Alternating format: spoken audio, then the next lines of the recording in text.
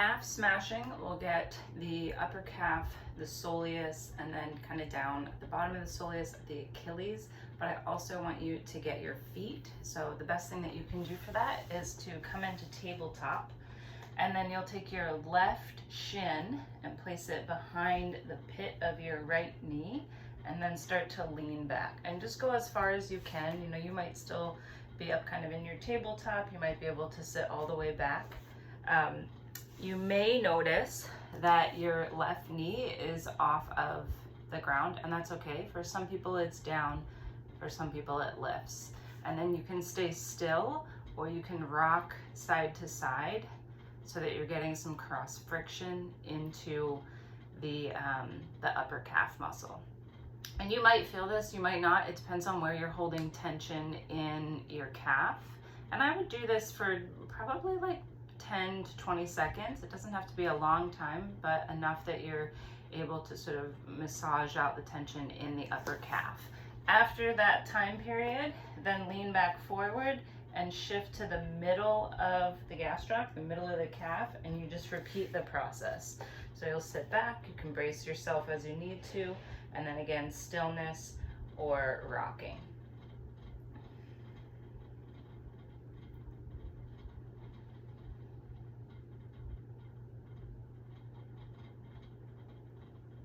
So that's about 20 seconds. Rock forward, and then you shift the shin to the Achilles, so just above that right heel. And this one's interesting. You know, you can sit back. Of course, it's going to depend on the tension in your knees and hips, but some people are also able to sit upright. And there's not a whole lot of movement with this one, just given the angle of the ankle, and if there's tension in the ankle, if you're able to sit up or not. But we still want to hold for 10 to 20 seconds. I won't hold this one as long, just so you know you're not sitting here watching me stretch.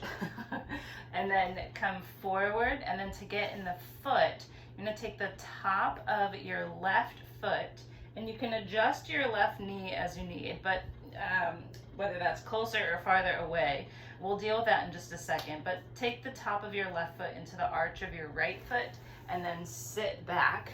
I'm going to turn just so you can, whoop. So there's the feet, and then you'll play with the left knee, since it's the left foot that's on top, if you're comfortable with the knees together, and then you just kind of slowly work the top leg open. And so you're looking for not just a sensation in the right foot, but you may also feel it in the left. And then you just kind of go where you feel like it's going to be the most advantageous for you. For me, I like to feel this in the bottom foot, since that is the one that I'm putting all the pressure into. So yes, I'm absolutely feeling a stretch in my left ankle, but I want the pressure to be in the sole of my right foot. So wherever that tension is residing, that's where I'm going to implement the angle of this left leg so that I can get into that foot. And then you'll back off, and you'll do the other side, which I'm not going to do with you. But then your second exercise is to get into the feet. So I don't know what your toe flexibility is like, but you can tuck the toes and just sort of lean back. So you'll notice that my toes are not fully flat. So if your toes don't have a lot of flexibility, this might be where you're at. And you can stay here. You can also rock forward and back. If you have more flexibility in your toes, you're able to flatten the soles or the padding of the toes to get into the fascia around the toes. You can lean your hips way back to get into that. And again, be still or rock forward and back. It's going to depend on, I mean, is it comfortable? No, but it shouldn't be excruciating either.